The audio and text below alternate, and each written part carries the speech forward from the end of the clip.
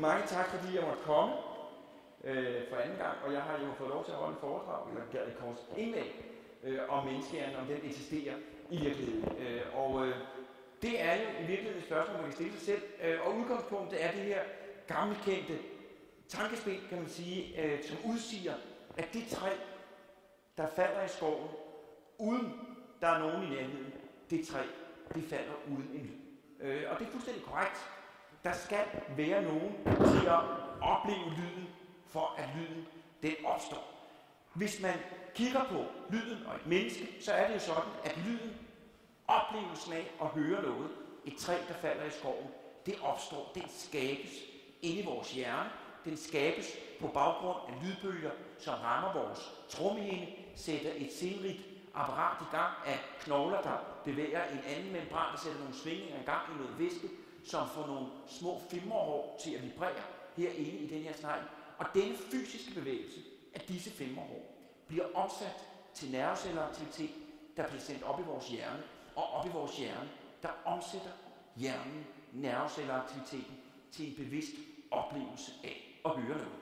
Så når træet falder i skoven, uden der er nogen til stede, lydbølgerne bliver udsendt, men de bliver ikke omsat til oplevelsen af at høre noget. Og det er det, som vores menneskehjerne gør. Det er en af de store arbejdsopgaver, den udfører. Den skaber en oplevelse af verden inde i noget, vi kalder vores bevidsthed. Det foregår fuldstændig på samme måde ved, hvilken sansemodalitet det kan være.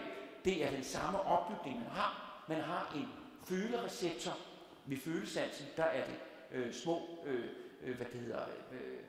receptorenheder ude i huden, som omsætter kemisk og fysisk påvirkning til nervecelleaktivitet, der bliver sendt op i hjernen, hvor det så, som jeg sagde, bliver transformeret til den her oplevelse af at opleve noget, at der er noget, der sker. Så man kan sige, den tætteste forbindelse, der er mellem den virkelige verden, den verden, der eksisterer i kraft af sig selv, og så den verden, vi har skabt inde i vores bevidsthed, det er lige netop sansereceptoren. Det kan være nethinden i øjet, det kan være sanselementerne inde i vores øre, eller det kan være følereceptorerne i vores hud. Det er her, at vi vekselvirker med den fysiske verden, vores hjerne. Og derfor så må man sige, at den verden, vi oplever som mennesker inde i vores bevidsthed, som enkeltindivider, den er skabt af vores hjerner, og den eksisterer udelukkende inde i vores hjerner. Det er et hjerneprodukt skabt på baggrund af sanseinformation. Og derfor er det selvfølgelig spændende at stille sig selv spørgsmål, og det er det, jeg gør her i dag.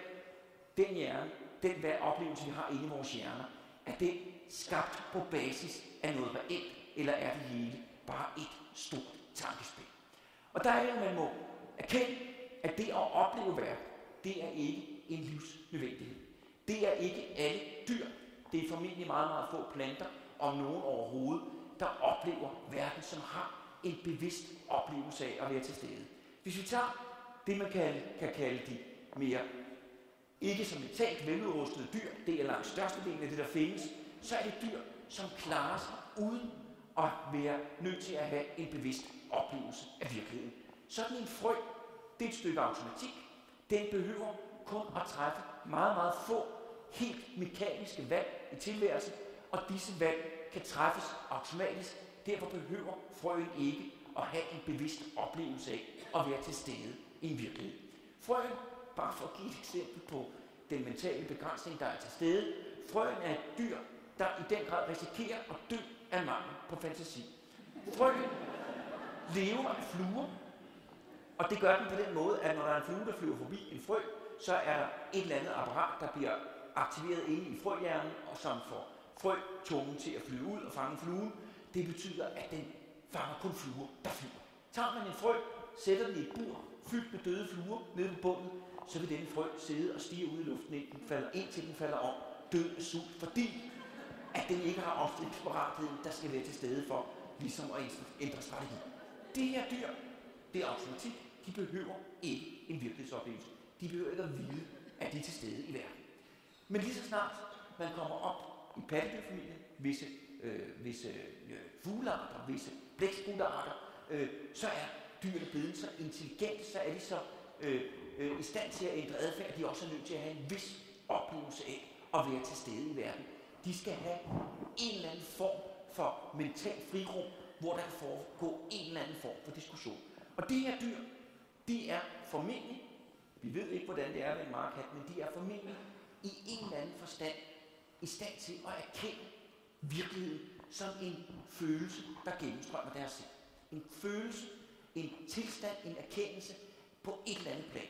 Men de er alligevel ikke mennesker. Det er kun os mennesker, som er i stand til i det fulde omfang at erkende, at vi er væsener, som er til stede i en verden. Og det er denne evne til at erkende vores eget tilstedeværd, der gør, at vi er så fantastiske, som vi er. Det er kun den, der ved, at man er til stede i verden med en vidsthed over at være til stede, som er i stand til at regne ud, at der er andre med den samme oplevelse. Denne evne til at erkende vores tilstedeværd er baggrunden for vores evne til at udvise avanceret social adfærd, vores evne til at erkende, at vi er til stede i verden med både en fortid og en fremtid.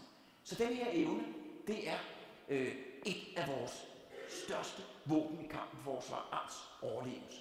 Og den er resultatet af et meget, meget indviklet stykke neurofysiologisk arbejde. Jeg vil her prøve ganske kort at redegøre for, hvordan menneskehjernen skaber denne her oplevelse af, at vi er til stede i verden. Det er en stor arbejdsopgave. Den udføres af hele den bagerste del af hjernebarken, det grønt markerede område, og det hjernen, som jeg sagde, dybest set skal, det er, at den skal transformere sansinformation til en objektiv, en subjektiv oplevelse af verden. Og vores hjerne har i princippet seks hovedgrupper af sanser, 6 fangarme, den kan sende ud i virkeligheden for at hente information, og det er analyse og bearbejdelse af denne information, der ender som en oplevelse i vores bevidsthed. Alt sammen, alle de knitrelyde, I hører, det er noget, jeres hjerne skaber i jeres bevidsthed. Og det, der jo selvfølgelig er det store mysterium i det her, det er jo, at skabelsen af en bevidsthedsoplevelse, det er en meget, meget forunderlig transformation. Sansinformation, der rammer vores øjes nethinde, bliver omsat til en oplevelse af virkeligheden inde i vores bevidsthed. Objektiv information bliver transformeret til en subjektiv oplevelse. Hvordan foregår det her? Det er et af hjerneforskningens kernespørgsmål. Det har været diskuteret i meget, meget lang tid. I gamle dage havde man en forklaring, der var fuldstændig simpel.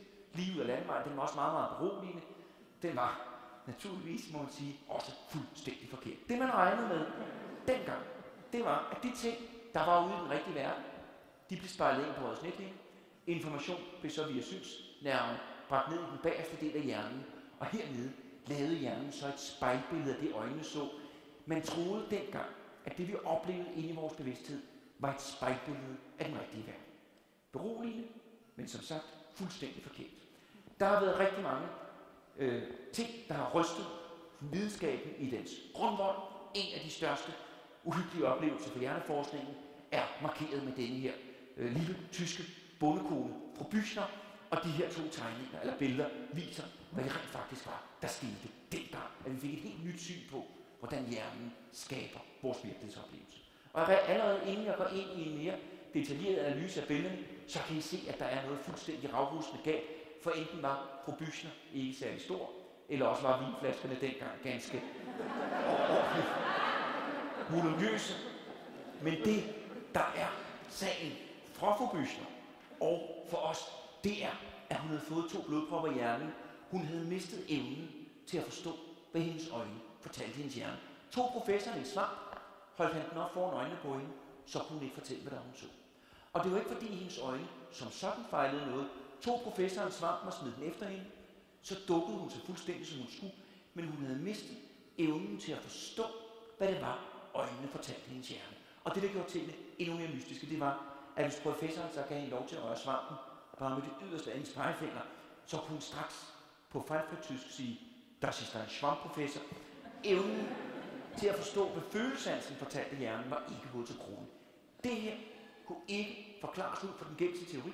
I bedste naturvidenskabelig tradition var vi nødt til at smide den gamle teori på mødeingen, opstille en ny teori, og det er den teori, man i princippet betjener sig af den dag i dag, og det er en teori, der tager fejl på et langt, langt højere niveau end den gamle teori. Det man regner med for tiden, det er, at de områder af hjernen, hvor synsindtrykket bliver bearbejdet, her den bagerste del af hjernebarken, de er opdelt i en hel masse højt specialiserede områder. Der er en lille del af min hjerne, som analyserer synsindtryk for farveinformation. Der er en anden lille del af min hjerne, som analyserer synsindtryk for bevægelsesinformation. Og der er så en tredje større del af min hjerne, som analyserer synsindtryk for genstandsgenkendelse. Alle de elementer, et synsindtryk består af, har hver sit specialiserede område i min hjernebark, som hver varetager sin egen helt specielle arbejdsopgave. Og i princippet fungerer det fuldstændig simpelt. Står jeg for eksempel på skolevejen på Sejerø, ser jeg en rød bil komme kørende imod mig, så er det fordi, der er en lille del af min hjerne, som analyserer situationen, er kommet frem til resultatet, det er en rød genstand.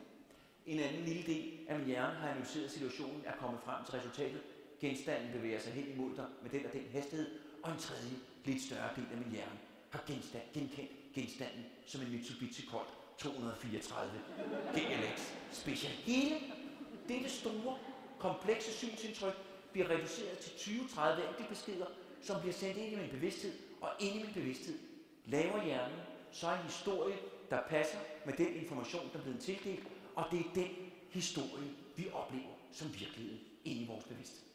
Det fungerer perfekt i praksis. Stod vi alle sammen i vejkanten på Sejerø, så ville vi alle sammen være stort set enige om, hvad det var, vi så. Vi ville være enige om, at det var en rigtig dårlig idé at gå ud på vejen, vi risikerede at blive kørt ned. Men den skinbarlige sandhed er, at ingen af os reelt ville vide, hvad det var, vi så. Det eneste, vi har inde i vores bevidsthed, er, hvad hjernen har digtet og gættet sig frem til på baggrund af en meget begrænset mængde sansinformation. Langt størstedelen af det, vi oplever som virkeligheden, er noget, hjernen digter og gætter sig frem til. Hjernen laver om på virkeligheden for at få virkeligheden til at blive nemmere at forstå. Det er meget, meget nemt at bevise. Jeg har taget et eksempel på det her med billedet af Mona Lisa. Billedet vender på hovedet. Det er imidlertid ikke den fulde sandhed om det her billede. Får man lov til at se det samme billede på den rigtige led, så kan vi alle sammen se, ja, det er Mona Lisa, men hun har da i mellemtiden pådraget sig en sjælden stofskiftelidelse. Hvad er det for noget? Hvordan kan det være, at vi ikke kan se, at der er noget i vejen med øjnene over på det her billede? Hvorfor kan vi kun se det, når vi ser billedet på den rigtige led? Det er fordi, at vores hjerne, når den ser ting på hovedet, så er den nødt til at gætte lidt mere, end når den ser tingene på den rigtige led. Der er overskud til at genkende billedet som et billede af Mona Lisa herovre. Der er ikke overskud til at få alle detaljerne med. Derfor smækker hjernen de øjne på, som Mona Lisa plejer at have. Det er først, når billeder kommer op på den rigtige led, at den fulde forståelse kan etableres. Det, der er det uhyggelige, den skinbarlige sandhed for os alle sammen, det er, at selvom vi ved, at vores øjne ser noget andet i den her del af billedet, så er vores hjerne fuldstændig bedøvet ligeglad. Den skal nok fortælle os, hvordan Mona Lisa hun ser ud. Vores hjerne laver om på virkeligheden, og det kan så være, hvad det vil. Det, der er det uhyggelige for os mennesker, det er, at hjernen kun er givet til at opfatte verden efter nogle fuldstændig faste, forudbestemte mønstre. Jeg vil med et øjeblik sige en sætning 3 gange. Jeg vil sige den første gang her, ej spark med nogen. Jeg vil sige den anden gang her midt på, ej spark med nogen. Og jeg vil sige den tredje gang herovre, ej spark med nogen. Sætningen er sagt 3 gange, men alligevel vil der være folk i denne sal, som ikke umiddelbart forstod, hvad det var, der blev sagt. Men det var, må jeg understrege, en fuldt meningsbærende sætning, som hvis jeg siger den på en lidt anden måde, er der nogen, der er bakken, umiddelbart vil være forstående, når jeg siger den 4 gange. Ejs bakken af nogen. Hjernen genkender ikke lige sætningen som noget meningsfyldt, og derfor bliver den smidt væk, som var den det skinbarlige vrøv.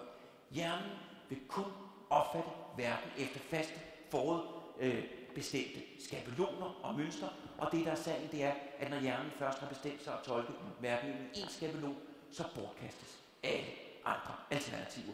Det her billede, det er en klassiker. Enten ser man vasen, eller også så ser man de 2 ansigter. Det der er pointen, man kan ikke se både vasen og ansigterne på samme tid.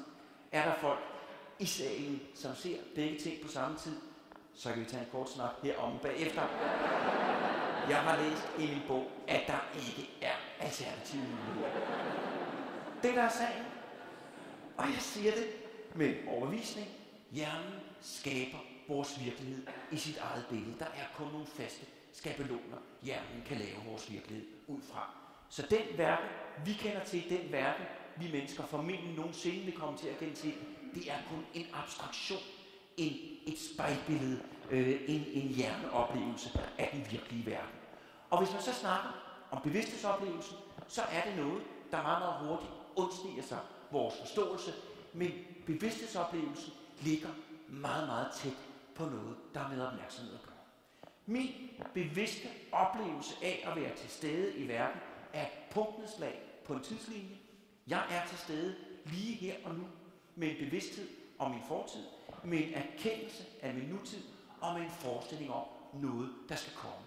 Vi mennesker har evnen til at forstå verden som et kontinuum af tid, og denne her evne til at rette vores bevidsthed, uden at blive distraheret af knirker og knaselyde, mod de rigtige ting, det er det, der giver os en meget, meget avanceret opfattelse af verden. Men det er altså sådan, at vores verden er en abstraktion. Vi oplever kun det, vi retter vores opmærksomhed imod. Vores bevidsthed er kun til stede i de ting, vi er opmærksomme på. Det er fuldstændig som med køleskabsdøren. Åbner man køleskabet for at se, om der er lys i køleskabet, så er det der lyset.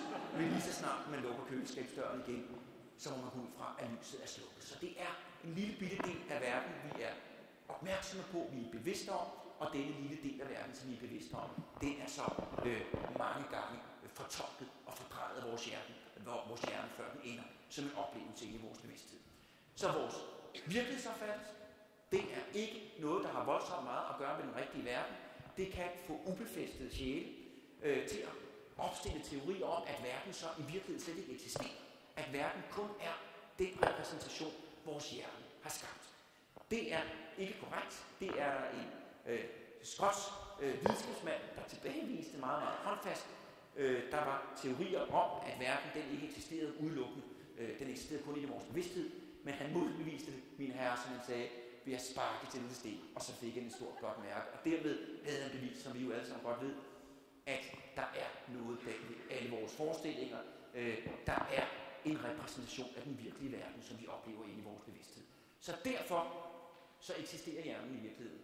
Vi ved ikke, hvordan den i virkeligheden er, men vi kender den ud fra den oplevelse af sig selv, som den giver os, når vi er mennesker. Og med disse ord vil jeg sige tusind tak for opmærksomheden, og give ordet til ordstyrer.